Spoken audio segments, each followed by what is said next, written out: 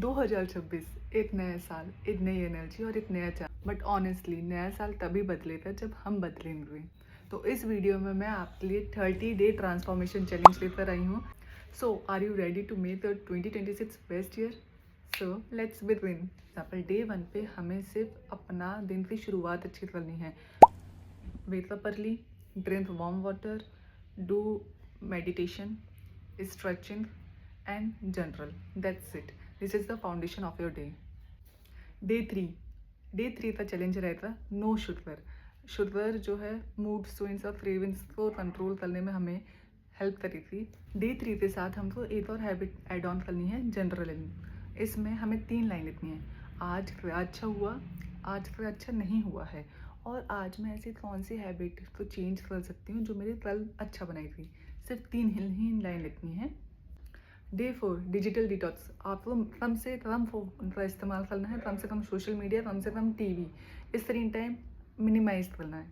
Day 5 का challenge है cold shower. Cold shower is equals to instant confidence और mood booster. तो आप ट्राई करो और बताना आपका कैसे एक्सपीरियंस रहे। Day 6 focused day. हमें 30 मिनट तक एकदम फोकस होकर कोई भी काम करना है, उसमें कोई भी डिस्ट्रक्शन नहीं होना चाहिए। इसके लिए आप पोमोडोरो टेक्निक भी यूज़ कर सकते हो। कुछ ऐप्स होते हैं, उन्हें डाउनलोड करो, उसमें टाइमर लगाओ और 30 मिनट्स तक यदि आप पढ़ाई कर रहे हो तो फोकस्ड पढ़ाई करो।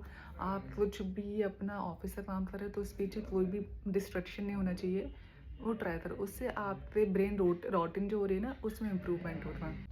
Day 7 hydration day. Glow, grow, hydration, hairs, skin सब बहुत अच्छी होती है। ट्राई करो अपना हाइड्रेशन लेवल बहुत अच्छे से मेंटेन हो। अब जैसे जैसे आपके 7 डे कंप्लीट हो जाएंगे you will get confidence. Day 8 में आपको एक टफ गोल सेलेक्ट करो। जिस चीज़ को आप बहुत दिनों से प्रोक्रास्टिनेट कर रहे थे उसको एक बार अटैम्प्ट करो।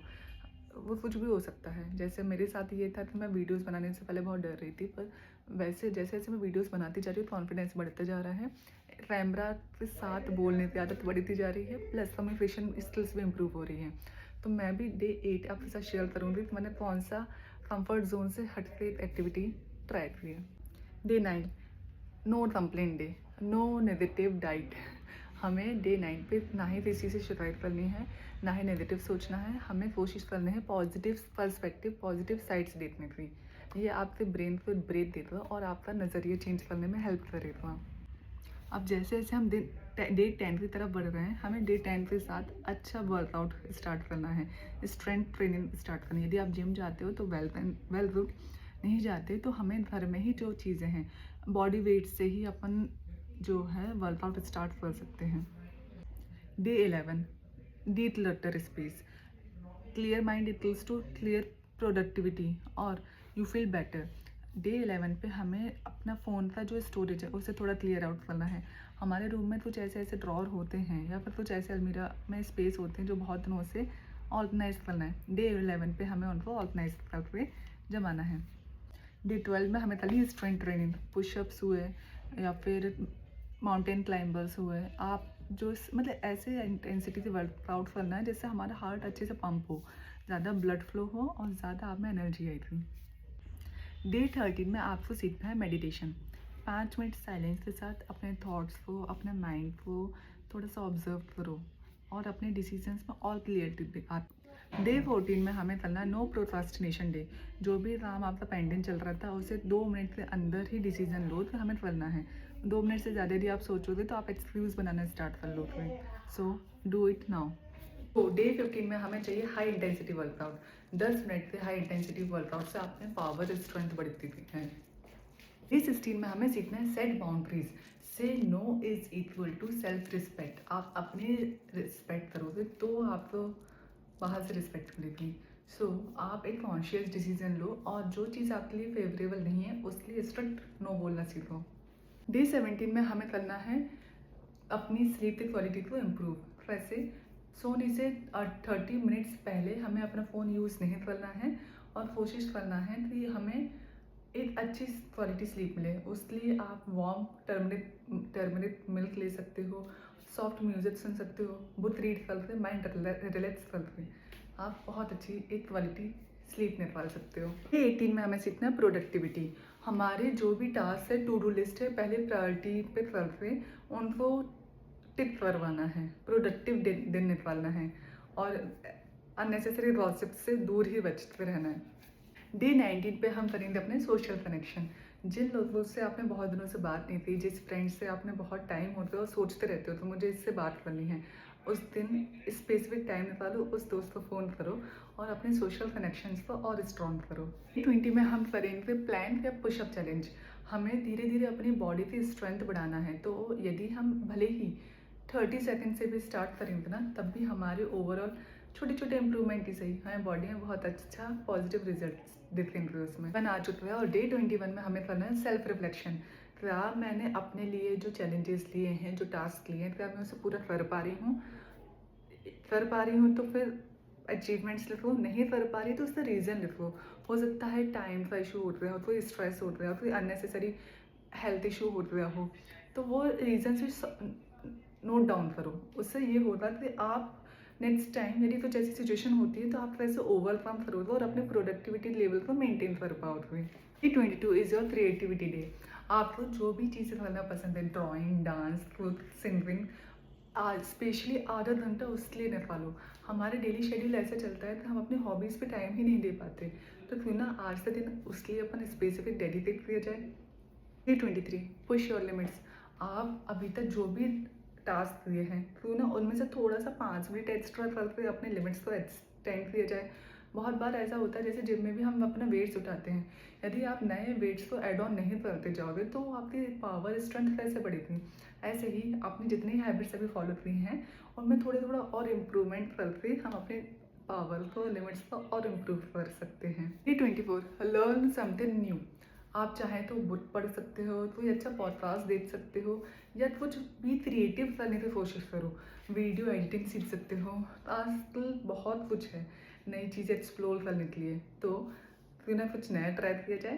Day 25 no phone in the morning.